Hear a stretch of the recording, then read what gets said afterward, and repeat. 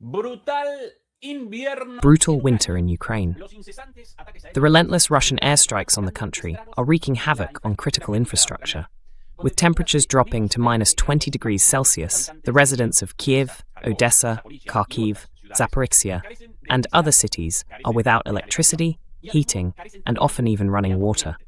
The dire situation is not only sparking protests in major cities, but also leading to a shift in Ukrainians' willingness to make territorial concessions in exchange for a peace deal. General winter is imposing an unsustainable situation on Ukraine.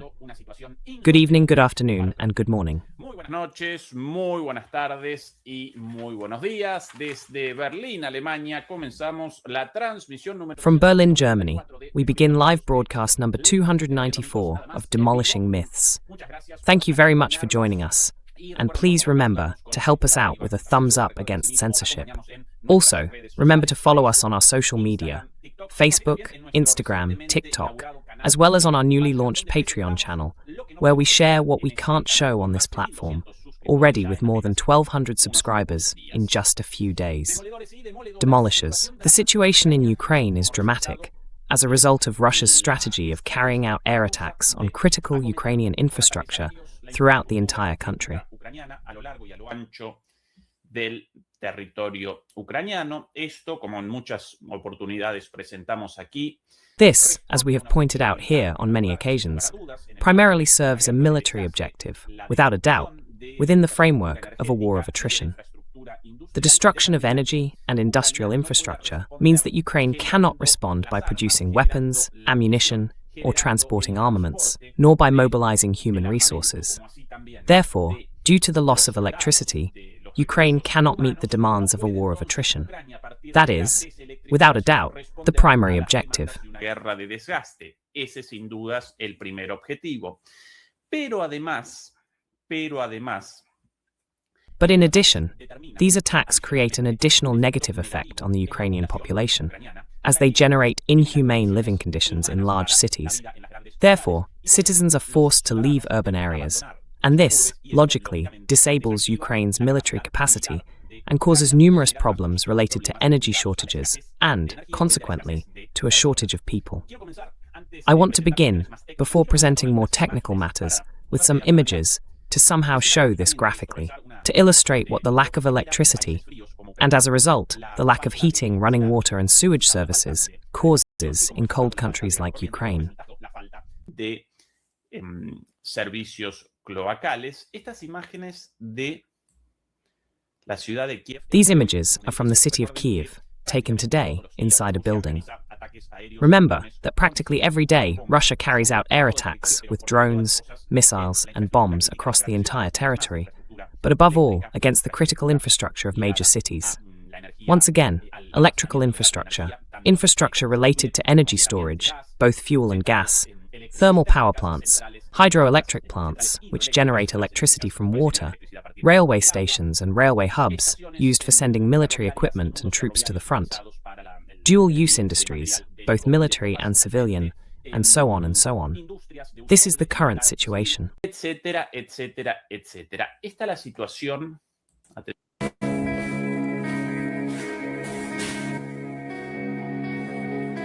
Un edificio cualquiera residencial en Kiev. An ordinary residential building in Kyiv yesterday. Better without music. In the stairwells, the only way to enter these buildings, many of them from the Soviet era, so rectangular and very tall buildings with elevators, but of course the elevators aren't working due to the lack of electricity. So the only way to get in is by the stairs. And pay attention to how cold it is in that building. So cold that the railings and steps freeze. Perhaps, for Latin American and Spanish viewers, without personal experience of the cold, this might seem less extreme than it really is. Radical de lo que verdaderamente representa, con esas temperaturas en las cuales las... With those temperatures, where railings, stairs, and surfaces are frozen, we're talking about inhuman conditions, simply because you can't stand in that place for more than 10 minutes. The cold immediately causes numbness in the arms, legs, and body. What we see there are practically non-existent living conditions. But winter doesn't just bring cold. Once again, without electricity, heating, or water, all these problems get worse. Moreover, as we've mentioned here before, extreme cold causes pipes to freeze, water lines to freeze, and then burst. De las cañerías y su explosión. Sí, esto algo desconocido una vez más. Yes, this was something unknown. Once again, until I arrived here in Germany, I had no idea, no knowledge about this.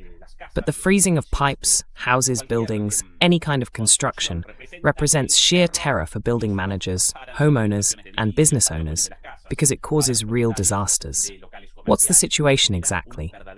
Well, generally speaking, the solidification of a substance, the freezing of a substance, in practically all substances, perhaps not all, but in the vast majority, causes the reduction of the substance's volume. La reducción del volumen de la sustancia, ¿sí?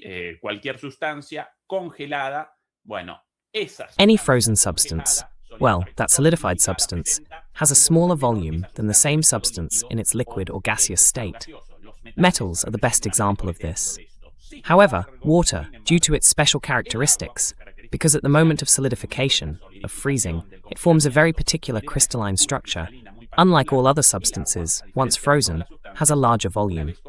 The freezing of water causes it to expand, and this simply explains why pipes and conduits burst.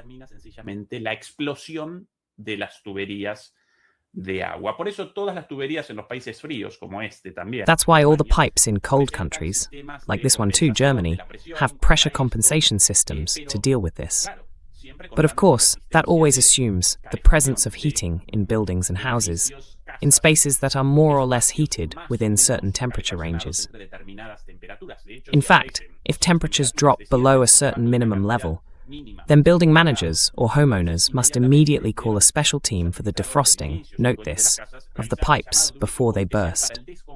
And if you want examples of this, here are also images from the city of Kiev showing what can happen when pipes explode as a result of the cold. La explosión de las tuberías como producto del frío. Imágenes del día de hoy. Vamos a presentar imágenes. Images from today. We're also going to show images from yesterday. This, in a private home, in a private residence. A pipe burst, causing water loss, and naturally the fracturing of all the structures. More examples. A relatively modern building. Pay attention to the ceilings, the plaster ceilings, leaking water like crazy. Flooding, destruction of the properties, and so on and so on. More examples. This here, if I remember correctly, is also from Kiev. Attention, stairways. The only access route, completely flooded under the water from the pipes. Kiev, this is also in Kiev.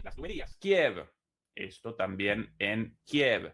Más ejemplos, y perdón por la redundancia, pero una vez más. More examples, and pardon the redundancy.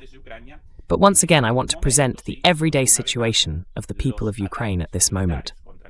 Because once again, the military attacks against Ukraine's critical infrastructure are not only aimed at the military objective of wearing down military and industrial production for weapons manufacturing.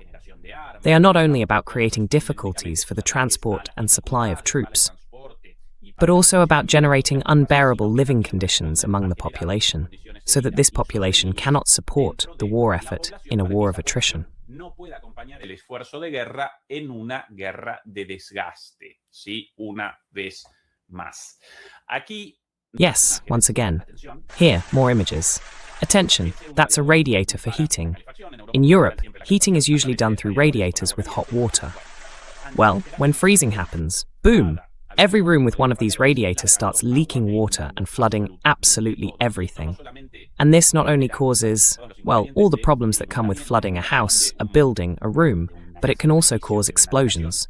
Having heard that, demolishers, the destruction of the pipes can also cause explosions and casualties. Explosiones también y víctimas. Por eso, atención a esto, atención a That's why. Pay attention to this. Pay attention to this. The deputy from the Kyiv City Council, and this is a situation experienced in Kiev, in Odessa, in Zaporizhzhia, in Kharkiv, in all the major cities. It's not the cities or civilian infrastructure that are being bombed, but rather critical infrastructure, once again energy-related, both for the production and distribution of electricity. energy infrastructure in terms of electricity generation through gas, diesel, coal, combined cycle thermal power plants, hydroelectric plants, and distribution. Then, industrial infrastructure with dual use, not only for the production of civilian goods, but also for the production of military goods. And the new development in recent months is the attack on railway hubs, logistical nodes used by both civilians and the military. Logísticos utilizados tanto por los civiles como por los militares. Esta la jefa del ayuntamiento, perdón, la diputada. There's the head of the city council deputy of Kiev, whose last name is Koroshenko, saying here, basically, the living are Ukrainians. In Kiev, we will begin to evict people from homes without heating, especially in high-rise buildings where we cannot restore either heating or electricity. Why is that? Why would they want to evict people, especially in the context of a war? Well, because in these unheated buildings, we could witness, unsurprisingly, explosions and casualties, victims of these explosions. More information on this unbearable situation once again in Kiev. Pay attention to this. En Kiev, atención a esto. Aquí una publicación ucraniana, lo presentamos. Here's a Ukrainian publication. We always present it first, without translation, in the original language, as proof of the source's authenticity. The Kiev Independent, a Ukrainian publication produced and released both in Ukrainian and in English. This is the English version translated into Spanish by the browser. The mayor of Kiev, Klitschko, you'll remember him, the former heavyweight boxer, urges residents to temporarily leave the city as Russia attacks critical infrastructure. This man, Vitaly Klitschko, one of the Klitschko brothers, both boxers, you surely remember them, very famous. He had a well-known fight against Lewis, the British heavyweight. A great match from those years, early 2000s, late 1990s. One of the great heavyweight fights of recent times. Grandes peleas de los pesos pesados de los últimos tiempos. Ahora, bueno, ya desde hace algunos años alcalde. Now, well, for some years now he's been the mayor of Kiev, holding dual citizenship, this Ukrainian-German gentleman. And in an interview while touring the damaged facilities throughout the city, the energy facilities, he simply called on the citizens of Kiev to leave the city, at least temporarily. Right? The mayor of Kiev, Vitaly Klitschko, urged the residents of the capital to leave the city if possible, after a Russian attack on January 9th left half of the apartment buildings without heating. When temperatures dropped below 10 degrees Celsius, Russia launched a massive overnight attack on Ukraine with 242 drones and 36 missiles. That was the attack on that night at -10. Afterward, the temperature dropped even further, and Russia has been carrying out attacks practically every day. Prácticamente todos los días. El otro día presentábamos uno por la novedad del segundo ataque. The other day, we presented one because of the novelty of the second attack and the use of the Oryeshnik hypersonic missile, remember, in Lyub. Sometimes we also broadcast specific attacks because of their scale, with more than 500 drones, dozens of missiles, even Kinzhal missiles, and so on. But we don't present the everyday attacks with 150, 200 or 100 drones and missiles happening every single day. We don't even show those. It's a routine matter. And we're going to analyze what this means for the power plants, because despite the repair efforts, they can't keep up with the pace of daily destruction caused by the attacks.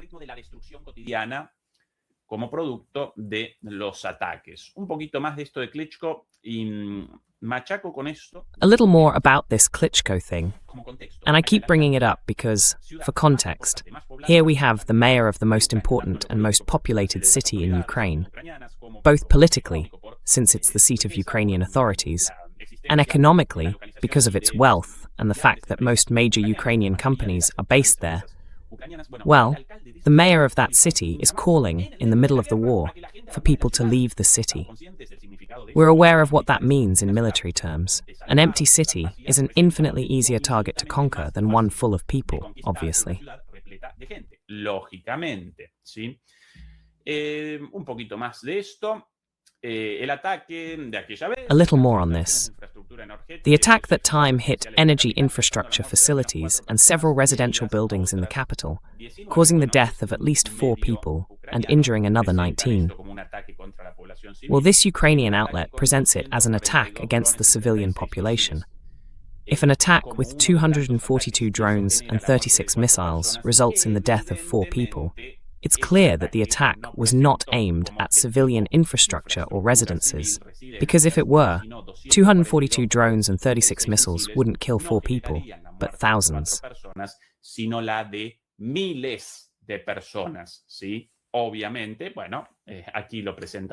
Obviously, well, they present it this way here, within the framework of the media dispute, the propaganda dispute typical of a war. It's not something to blame this outlet for. They're at war. Well, their media present their propaganda. In Russia, exactly the same thing, and in any country at war as well. And in European and Western countries, even without direct wars, they also broadcast propaganda all day long. Pay attention to that, okay? Right, a bit more. At the time of publication, there were around 6,000 apartment buildings in Kiev, almost half of the city's total. 6,000 of those Soviet buildings, more than 10 stories high and sometimes 20. De más de 10 pisos y a veces de 20 pisos, 6,000 de esos sin electricidad. 6,000 of those buildings, without electricity, were left without heating after the Russian attack that took place during the night. I call on the residents of the capital who have the possibility to temporarily leave the city and move to places where there are alternative sources of energy and heating to do so, declared Klitschko.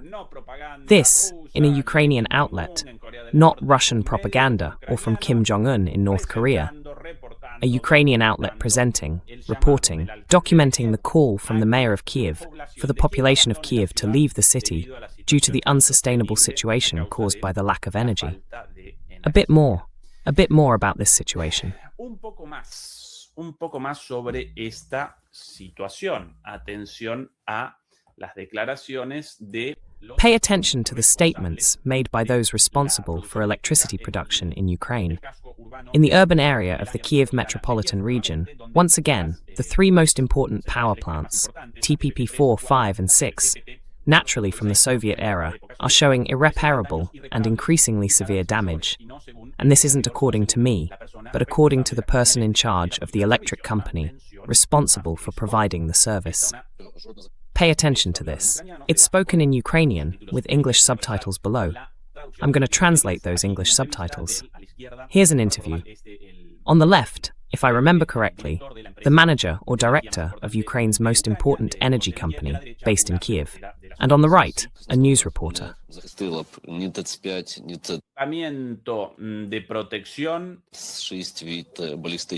Combine number 5 and number 6. A little back, this is going too fast.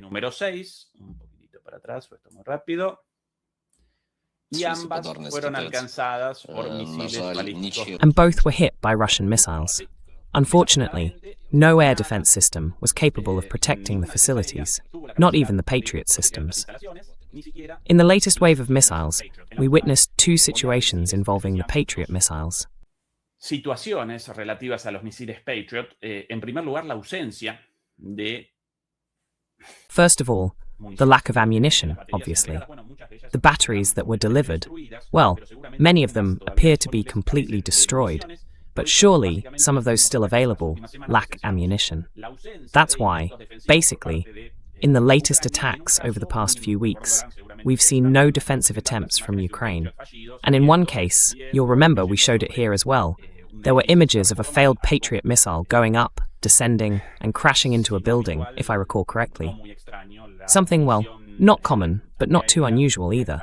A failed anti-air missile that, due to some problem, instead of intercepting another missile, falls at high speed onto whatever is below, and, well, causes a disaster, right? So consequently, to be completely honest, we can't protect the thermal power plants, the hydroelectric plants, or the Ukrenergo substation. Ni la subestación de Ukrenergo, ahí recordé finalmente, es el nombre de la empresa más importante. That's when I finally remembered the name of the most important energy company. We can only protect ourselves a little from the Shahed drone attacks, But against cruise missiles and ballistic missiles, we can practically protect nothing. That's what they said. That's what the director of the energy company said. And then Zelensky keeps hammering on about how fantastic the Western defense systems are. And despite the shows of force with the Oryechnik missiles, the idiots in the West still present the Western anti-missile systems as salvation, as some kind of magic hand.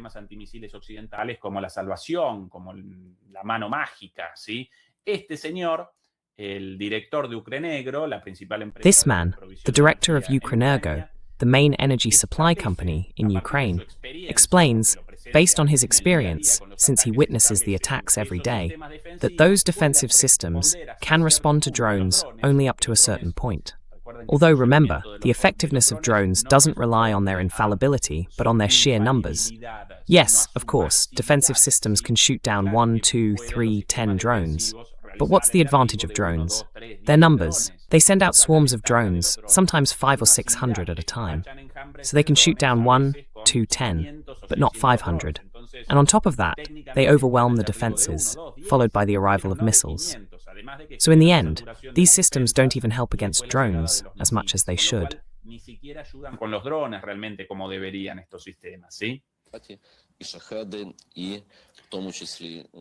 All those missiles and drones flew last night, simultaneously, toward the city of Kiev. Therefore, we didn't shoot them down, we couldn't fight them, and we were unable to destroy 100% of the targets. We see impacts, we see the consequences today, in Kiev and in all the cities. And here's the reporter's question. I'll tidy this up a bit. Have repairs been possible so far in what was destroyed at plants 5 and 6? Unfortunately, no. We saw the images released by the mayor of Kiev. The situation is extremely difficult. The temperature is minus 10 degrees at the moment. How fast everything happened.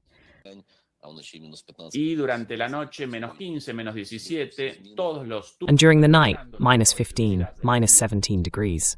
All shifts are working. Service workers, energy workers, working full-time, 24 hours a day, to provide heating or do whatever they can. The situation is quite difficult, but people are working, and I hope that possibly gradually we can restore some heating in the city of Kyiv. But the most important thing is that there are no repeated attacks on plants 5 and 6. Why this clarification from this man?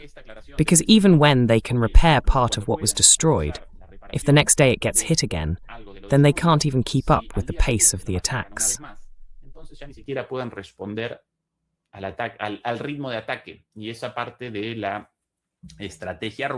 And that's part of the Russian strategy. Also, in many cases, when it comes to the destruction of transformer substations or large pieces of equipment, very large custom-made units brought in or imported from somewhere, they can't, after the explosion, carry out repairs in a matter of hours or days. Instead, they have to replace all that massive equipment, brought from a factory, ideally in Ukraine, and if not, from Germany, China, India, or somewhere else. It's very complex and very large infrastructure, right?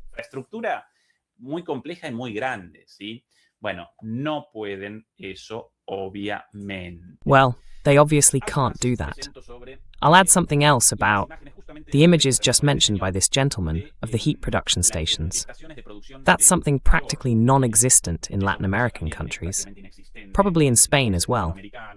Even in cold regions, like Patagonia or Tierra del Fuego, surely in southern Chile too, heating is generally produced in a decentralized way.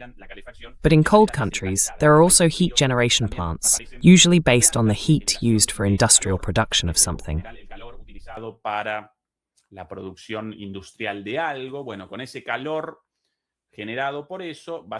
Well, with that generated heat, they basically channel it through pipes to a city or an urban center, providing heating, just like they channel water or electricity.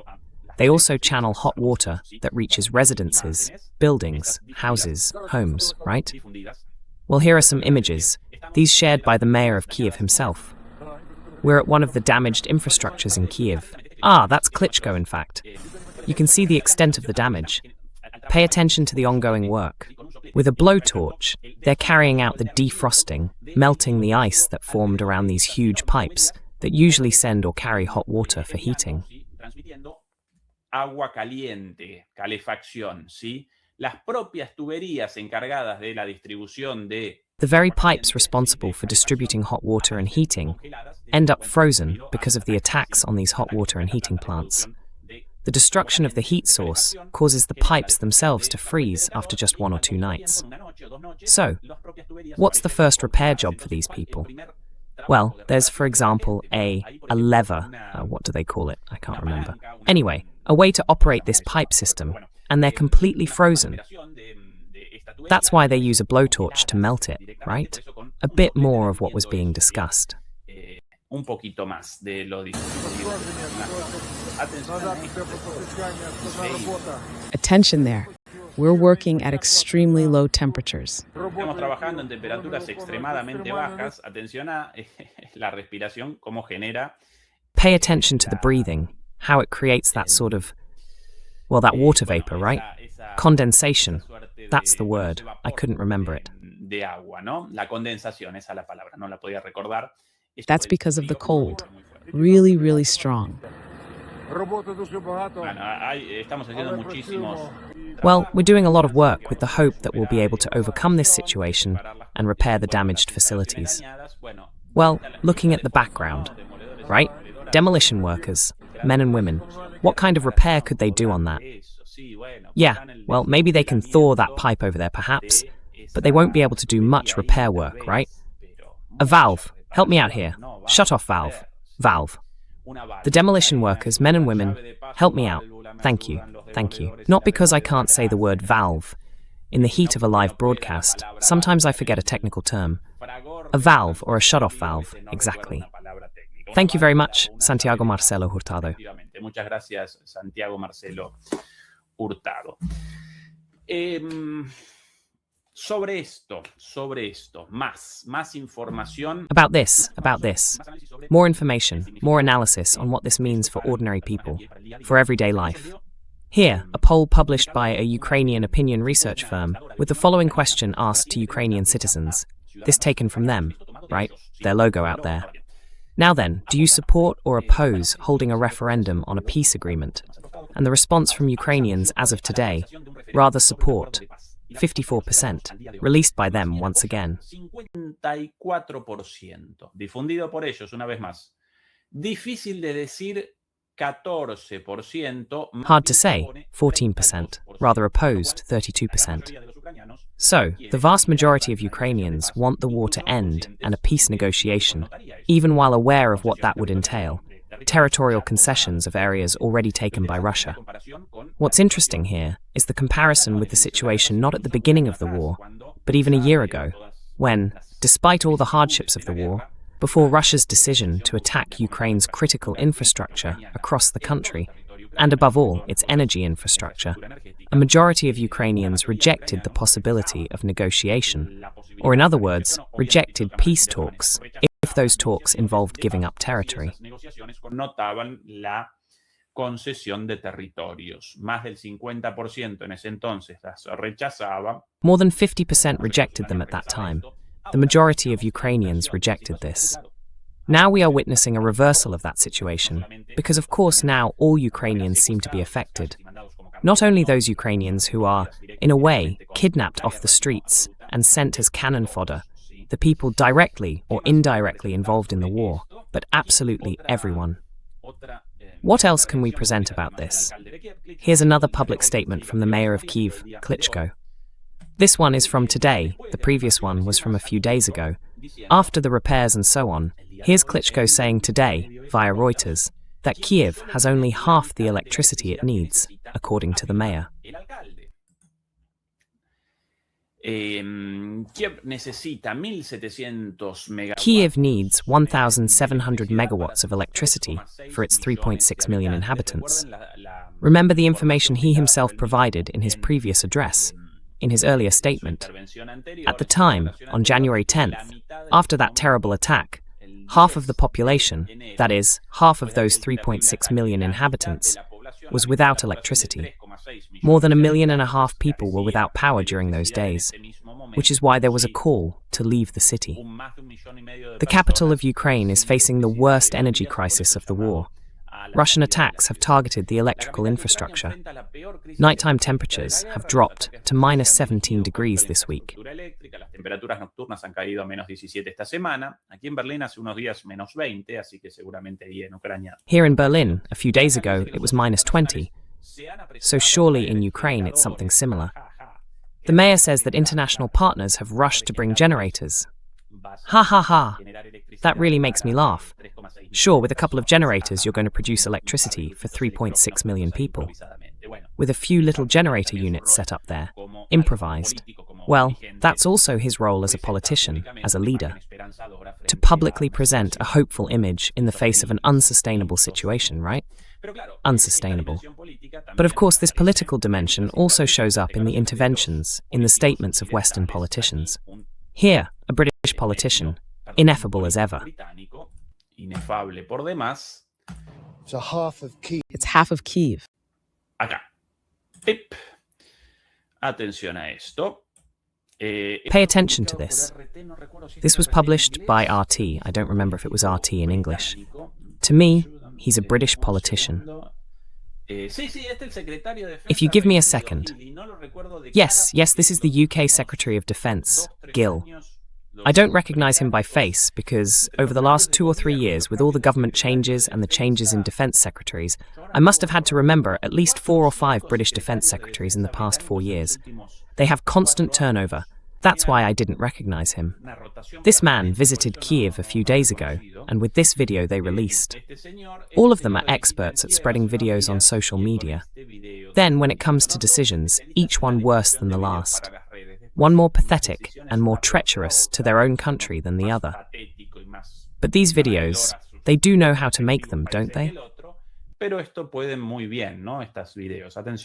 Attention. Half of Kyiv in this area woke up without electricity. Half of Kyiv in this area woke up this morning without electricity, heating, or water. Right now, temperatures are at minus 10, and they're expected to drop to minus 20 over the weekend. This reinforces why we are rising. That's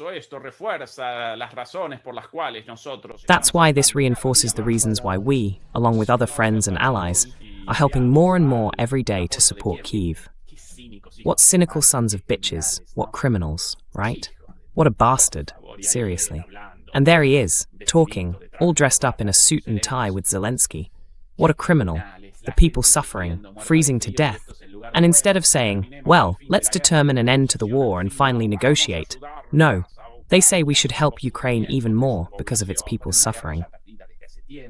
Well, in a war that's been lost for a long time, with a bleeding Ukraine, they keep hammering on about the need to continue this completely lost war, simply for their own personal deals.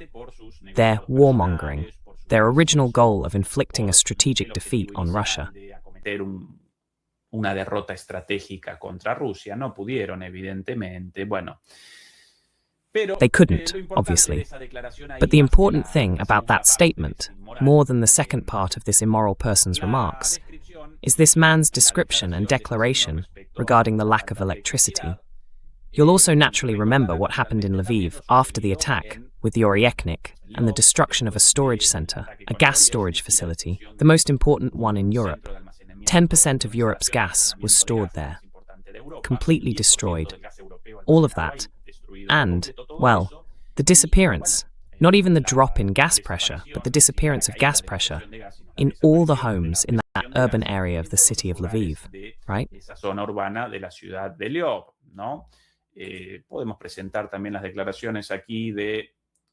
We can also present here the statements of one of the managers of the gas company in that city. But first I want to show something more interesting, in line with what was mentioned about the change in perception among ordinary Ukrainians regarding the need for peace negotiations, even territorial concessions in that regard. Here is one of many images from yesterday. This is the city of Odessa, Odessa, as they call it. The discussions, protests, and anger of passers-by, people in their cars, arguing with neighbours, blocking streets, protesting the lack of electricity for days. There's the police, angry drivers, neighbours holding signs, we want electricity back, we want water, and so on. These improvised protests are not massive, but rather scattered across different corners, with residents angry over an unbearable situation.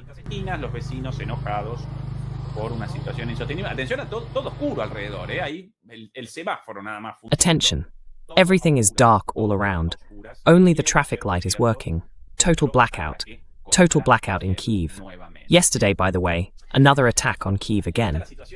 This is the desperate situation, by the way, regarding winter and Russia's ongoing attacks on critical infrastructure.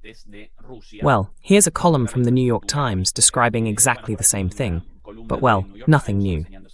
An additional and significant element for analysis is presented by this Australian outlet, The Spectator, a publication, if I'm not mistaken, originally British, but this is the Australian edition, The Spectator Australia. The Kremlin's plan to create a new wave of Ukrainian refugees, and they accompany it with an illustration of what in Argentina is called a community kitchen, a line of people waiting for food being distributed to the public, like a community kitchen. Distribuida popularmente, como una olla popular.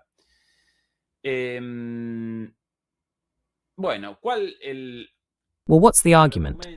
The point of this column is that since Christmas, Russian attacks have plunged cities like Odessa, Sumy, Dnipro, Kharkiv, Sumy and Tyrsa into darkness, as well as parts of Kyiv and its surroundings, for more than a day.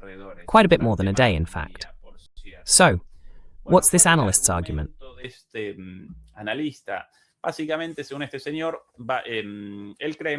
Basically, according to this man, the Kremlin, Russia, wants to create a new wave of Ukrainian refugees.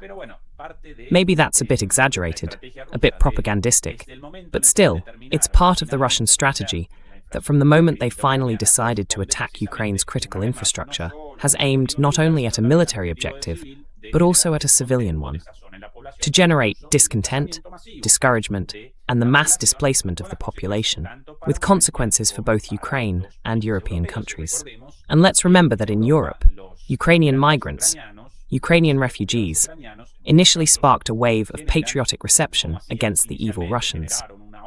Well, for quite some time now, both the countries receiving these refugees have grown irritated and angry with them, and the refugees themselves have also become frustrated due to unfulfilled promises and their poor situation.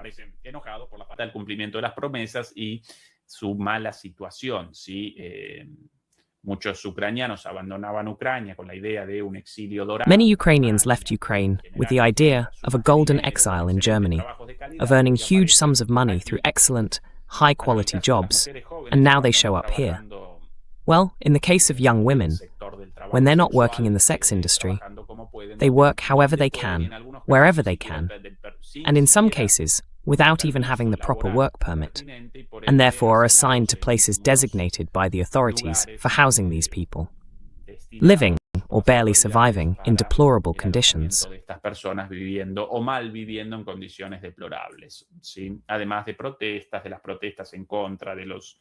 In addition to the protests against the exiles, the refugees and so on, I was going to present quite a few issues regarding Greenland. But maybe we can present them better tomorrow when we have more time, because we won't be able to cover them in just a short while. It would take a whole hour. And I don't want to make tonight's broadcast 2 hours long. So I'm just going to bring up a few little things at the end, related to this topic, as a way to wrap this up, remembering, of course, the demolishers who may have been with us for how long now? Que nos pueden acompañar desde hace, ¿cuánto? 15 días más o menos, desde principios de año. About 15 days or so, at the beginning of the year, on our Patreon channel, where we show what we can't show here. For example, in the latest broadcast a few days ago, together with Fernando, we reacted to an interview given by Jeffrey Sachs, the American economist. Highly critical, and in my view, one of the best geopolitical analysts, alongside Glenn Deason, the Norwegian professor of international relations, also very critical, whose YouTube channel was censored and shut down some time ago. You probably remember that. It was an interview about Germany's historical responsibility, both in the war in Ukraine and in the broader European situation of insecurity in Eurasia at this moment. During the conversation with Fernando, we went back in time. Well, Fernando always does. When does it begin? At one point, I went back to the early 20th century, World War I, World War II. A principios del siglo XX, Primera Guerra Mundial, Segunda Guerra Mundial, él en el análisis de la charla de los otros retrocedió a la unificación. He, in analyzing the other's discussion, went back to the German unification of 1871. That's right. That's how our talks go. But well, beyond how amusing that is, we present things. And we presented this here, on YouTube. The channel was shut down immediately, even more so if we presented, as in the case of the second broadcast on the history of Zionism, Christian Zionism, Protestantism, the Reformation, up to Jewish Zionism, Zionism as a state ideology of the State of Israel, the transformations of Zionism within Israel toward Messianism, and the atrocities and genocides committed in the name of this religious ideology. We presented it here, just as in the first broadcast, we presented a talk by Sergei Karaganov on Russian nuclear doctrine. Something also, well, this gentleman's call for the use of nuclear weapons in Russia with a much lower threshold. Con un umbral muchísimo menor, si lo presentamos acá, Adiós Canal, por eso lo presentamos por ahí. If we show it here, Goodbye Channel, that's why we show it over there. There are already more than 1,200 demolishers subscribed, so please join us there as well. Toward the end, speaking of the cold, I wanted to show some slightly nicer images, since we usually show rather grim things. This is in Kamchatka, in eastern Russia. There, temperatures drop even below 20 degrees below zero. Allí las temperaturas incluso por debajo de los menos 20. Ay, Dios. Bueno, la gente, por lo menos divertida. Well, at least people are having fun. Surely these people are convinced there's nothing underneath. If there's a car down there, an automobile, and someone jumps and lands on the roof, well, the landing is a bit more painful, isn't it? People's madness, good Lord. That's the situation. You have to get out of a snowbank. You have to go shopping. Well, that's the situation on the streets of Kamchatka right now. Over here too, images of, if I remember correctly, a shop, a business. There's the entrance to the shop, practically like a cave. The neighbors call it, or maybe this one here, I don't remember exactly which, a tiny little shop. The neighbors call it the cave, because you can only get in through a tunnel dug in the snow leading to the door of the place. Un túnel hecho en la nieve hasta la puerta de este local. ¿Esta es la imagen u otra? No recuerdo. Is this the picture or another one? I don't remember if it was exactly this one. I saw several around. Oh no, that was the entrance to a residence, an apartment building, or a factory. What is that thing? Yeah, no, more like a factory. My goodness, and that's with it being cold here, but not like that. Who would want to live in a place like that? Good Lord. Well, then comes the question. Why the Russians and the Ukrainians too? Why are they such good soldiers?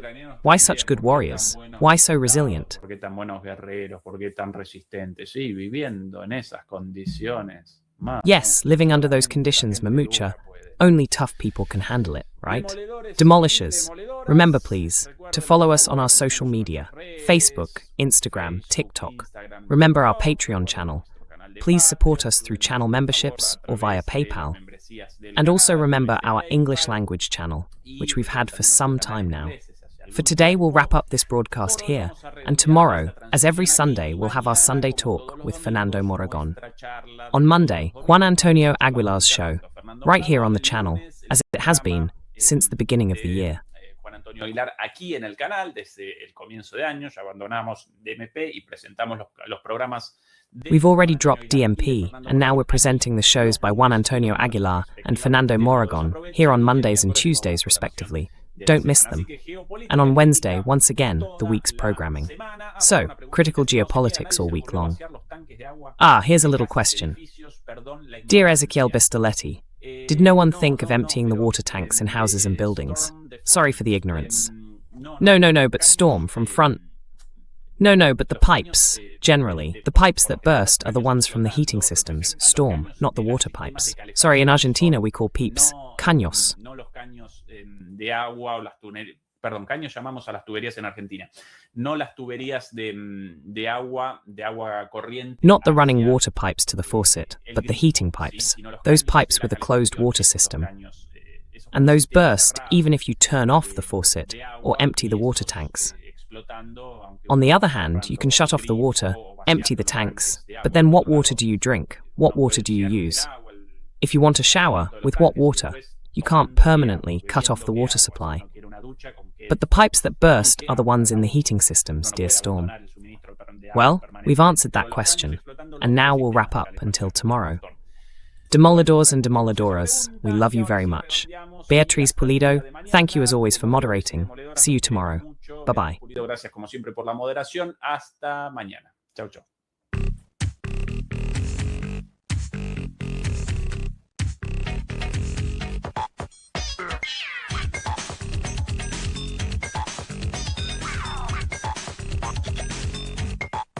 Yeah.